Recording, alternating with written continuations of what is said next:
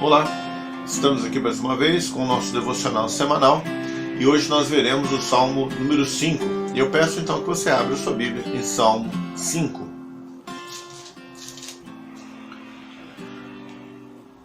Faremos a leitura desse salmo. Dá ouvidos às minhas palavras, ó Senhor, atende a minha meditação. Atende a voz do meu clamor, Rei meu e Deus meu, pois a ti orarei.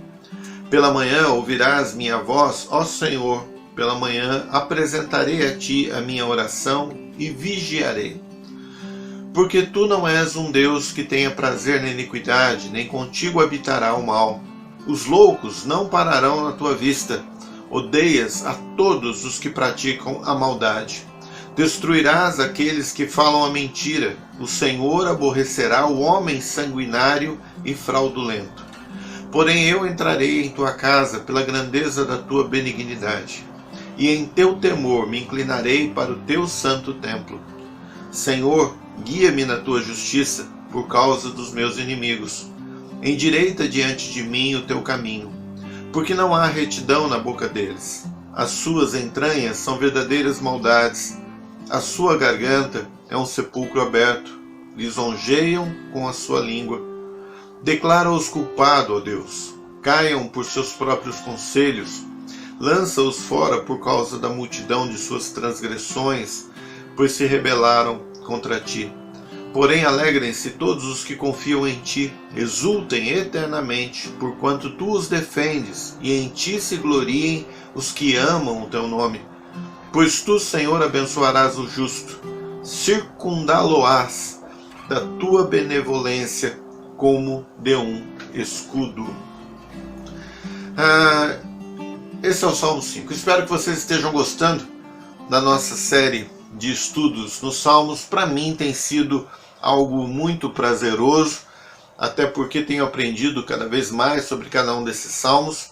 E também a alegria, o quanto isso é produtivo em minha vida, o fato de poder passar de segunda a quinta-feira meditando sobre um salmo, depois de quinta-feira até a próxima segunda meditando num outro salmo. Isso tem feito muito bem na minha vida, tenho tentado trazer para a prática no meu dia a dia cada um dos ensinos desse salmo. Espero que para você também esteja sendo uma bênção. Informações gerais com relação ao Salmo 5. O Salmo 5 também é um salmo de Davi. E da mesma forma que o Salmo 4 que nós vimos, no Salmo 5 nós encontramos Davi como aquele que compôs o salmo, e também encontramos ele deixando esse salmo sob a responsabilidade do músico mor. E nós já sabemos que o músico mor é o diretor de canto e de música do templo. Então ele era aquele encarregado das músicas que eram utilizadas para adoração no templo. Existe mais uma informação aqui também, no nosso texto bíblico, de que esse salmo ele deveria, ou originalmente ele foi composto para ser acompanhado, diz aqui no Salmo 5, ali no cabeçalho do Salmo 5, deveria ser acompanhado por Nehilote. E o que é essa palavra? Essa palavra significa instrumentos de sopro. Bem provavelmente a flauta naquela época. Então, diferente do Salmo 4, em que é recomendado para instrumentos de corda, aqui é recomendado para instrumentos de sopro.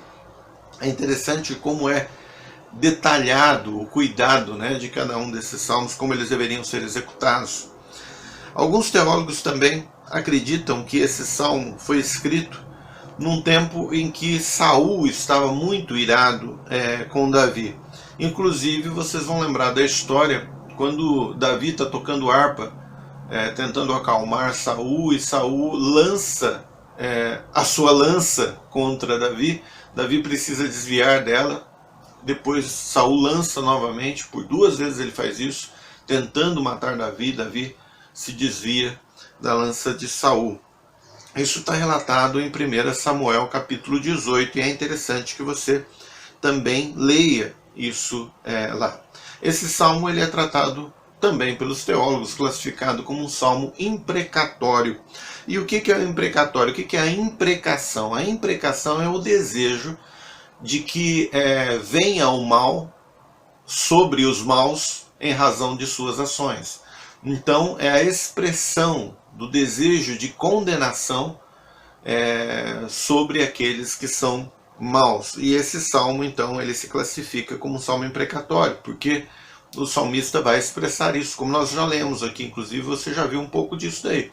O salmista tem a intenção de, diante de Deus, dizer, condena esses homens, porque eles se rebelaram contra o Senhor, condena esses homens em razão da multidão dos seus pecados. Então é um salmo imprecatório. Vamos direto então à mensagem desse salmo. E eu divido esse salmo de forma didática, aí. Você pode dividir de outras formas, você vai encontrar talvez outras divisões, mas eu creio que essa divisão aqui é uma divisão bem clara, bem didática para nós trabalharmos. Eu divido ele em 5 pontos. O primeiro ponto, aliás, cada ponto dele, desses 5 pontos,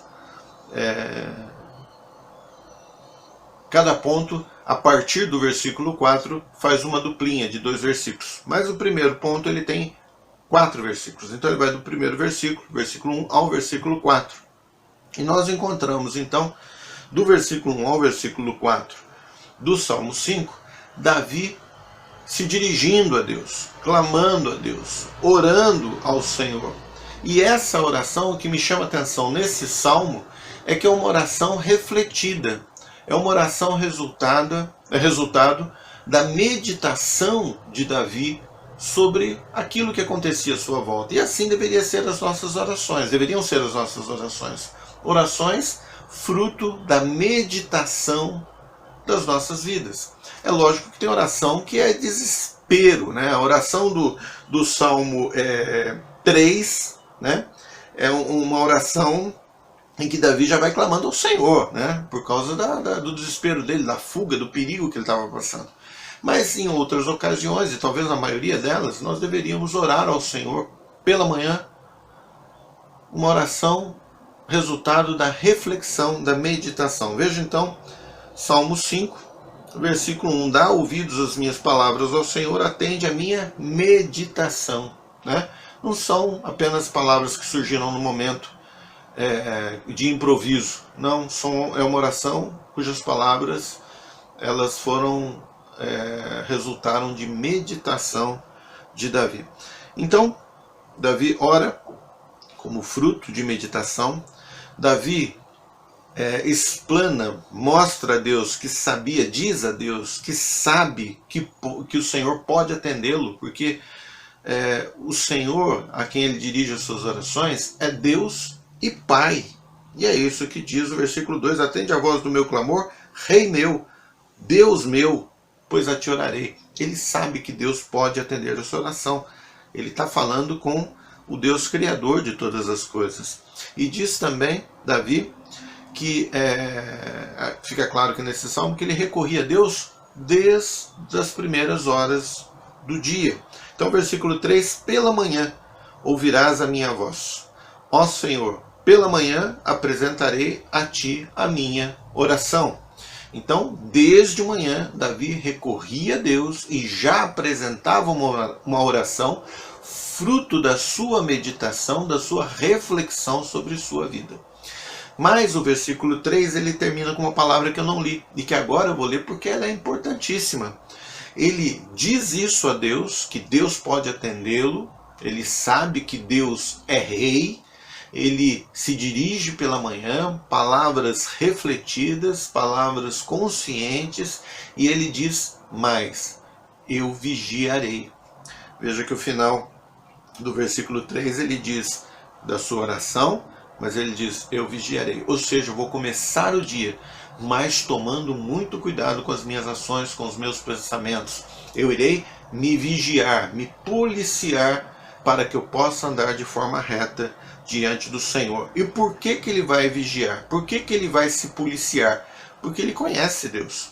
E ele conhece Deus, e no versículo 4 ele diz, porque tu és um Deus que porque tu não és um Deus que tenha prazer na iniquidade, nem contigo habitará o mal. Então eu sei que o Senhor é um Deus que não convive com o mal. Eu sei que o Senhor é um Deus em que não admite iniquidade. E por isso, então, eu oro ao Senhor. E por isso eu vigio o meu dia a dia.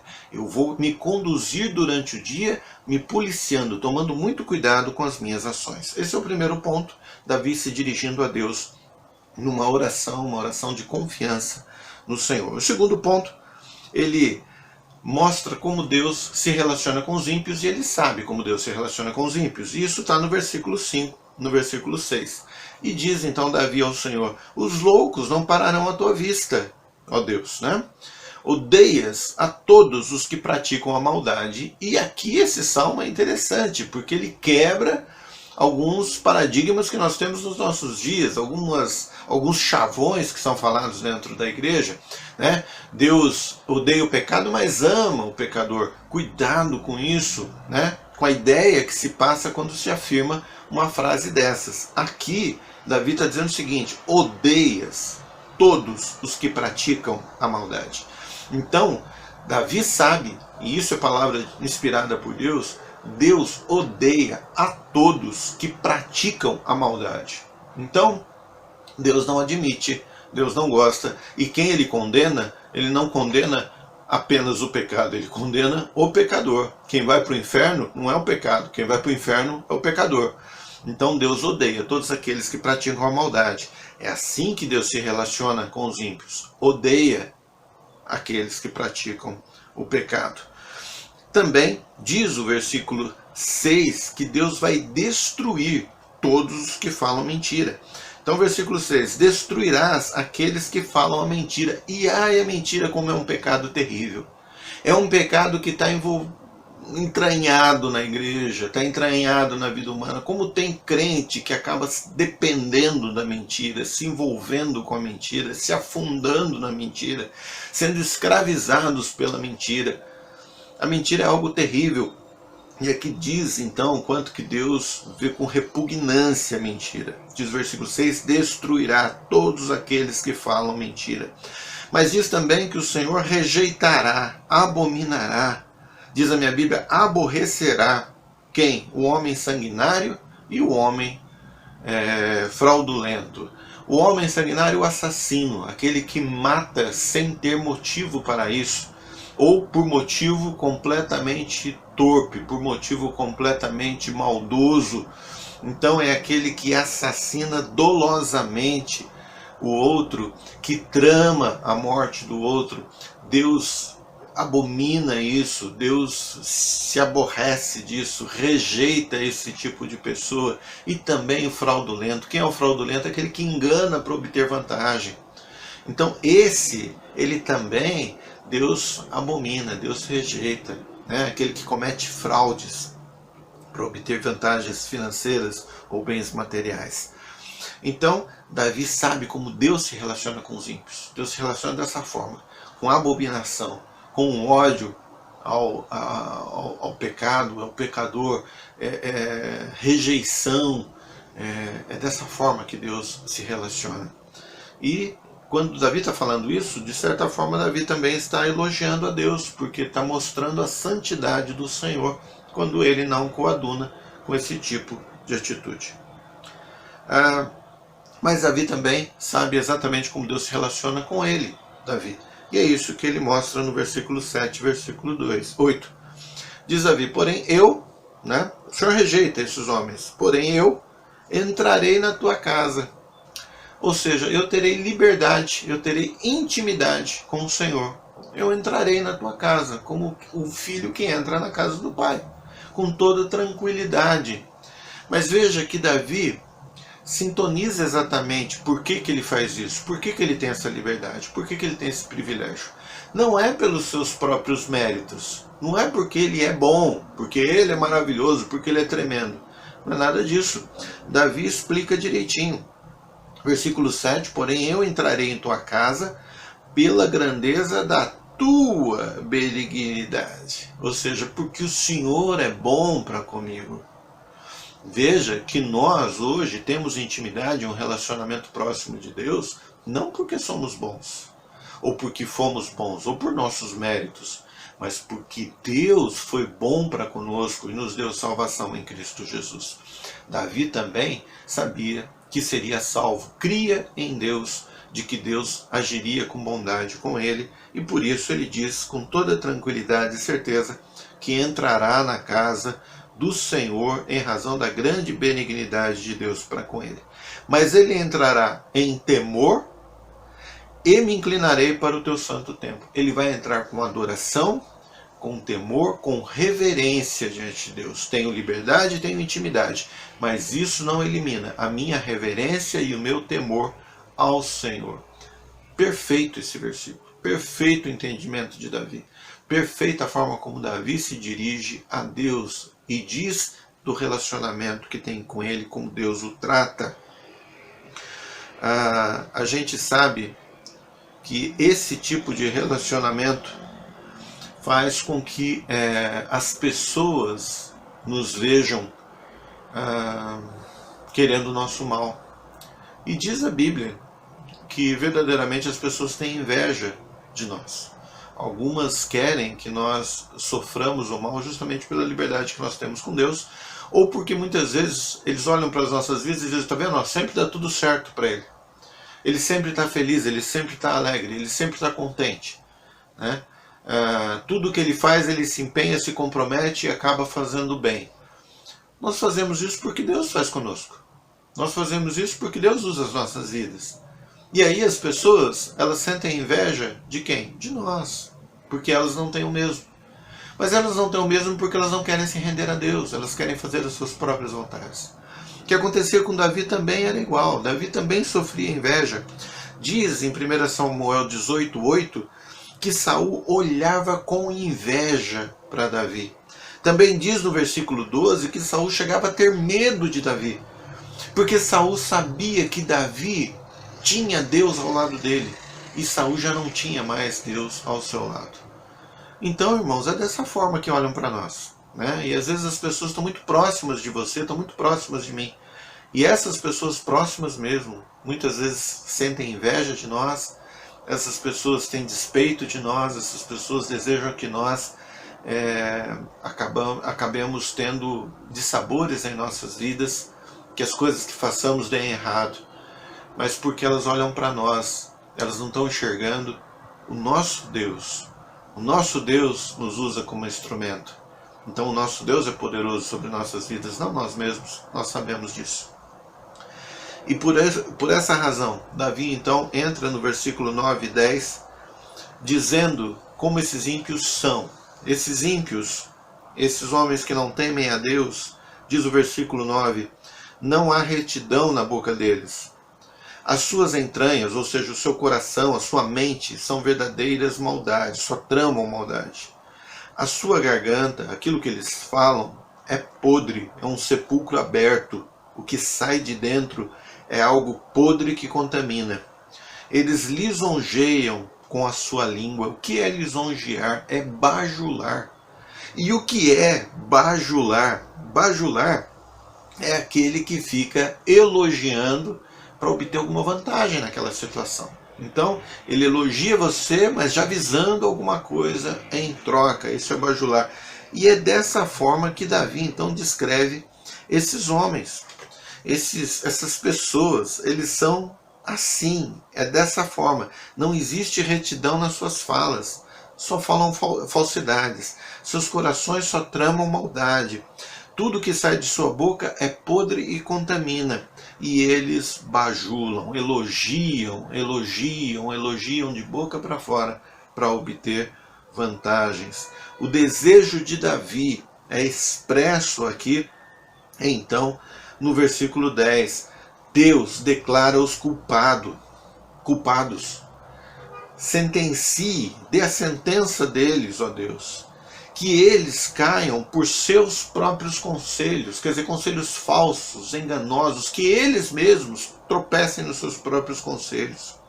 Lança fora, tira eles da presença do Senhor, por causa do quê? Da multidão das suas transgressões e porque eles se rebelam contra o Senhor.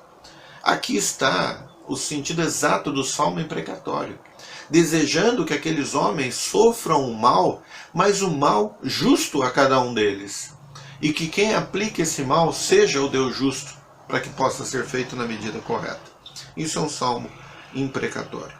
Mas Davi também diz que sabe exatamente como Deus trata e como são os justos. E diz o versículo 11: porém, alegrem-se todos os que confiam em ti, exultem eternamente, porquanto tu os defendes, e em ti se gloriem os que amam o teu nome. Pois tu, Senhor, abençoarás ao justo, circundá-lo-ás, ou seja, vai envolvê-lo com a tua benevolência, com a tua bondade. E esse envolver com a tua bondade é como se fosse um escudo protegendo cada um dos justos. Então, irmão, se você é um justo, se alegre no Senhor, porque a bondade do Senhor envolve você como um escudo, te protegendo das ações dos ímpios, dos inimigos, daqueles que te desejam mal. A Bíblia diz que todos os seres humanos nascem pecadores. Todos estão destituídos da glória de Deus e estão condenados ao inferno. Não existe melhor, não existe pior. Todos nascem igualmente condenados. Mas a Bíblia também diz que Deus enviou seu Filho, Jesus Cristo, para que todo aquele que nele crê não pereça, mas tenha a vida eterna. E assim a solução dos seus pecados, o pagamento dos seus pecados. Davi é um desses que creu na salvação do Senhor sobre ele. E pela fé alcançou a justiça não por seus méritos, mas pelos méritos do Cristo que viria. Não por aquilo que ele havia feito, mas por aquilo que Deus fez por ele. E Davi então descobriu o que era ser envolvido pela bondade de Deus como um escudo que protegia ele contra tudo e contra todos. Se você ainda não crê em Jesus, clame a Deus para que Ele possa despertar em você uma fé que te salve e que possa também gozar e sentir a alegria que todo cristão sente ao ter a proteção do Senhor. Mas se você já crê, usufrua da oração logo pela manhã, clamando a Deus, mas também tendo a responsabilidade de vigiar cada um dos seus passos no transcorrer do dia, como Davi fazia. E que o Senhor lhe guarde e lhe proteja com o seu escudo de bondade todos os dias de sua vida. É o meu desejo. Que Deus o abençoe.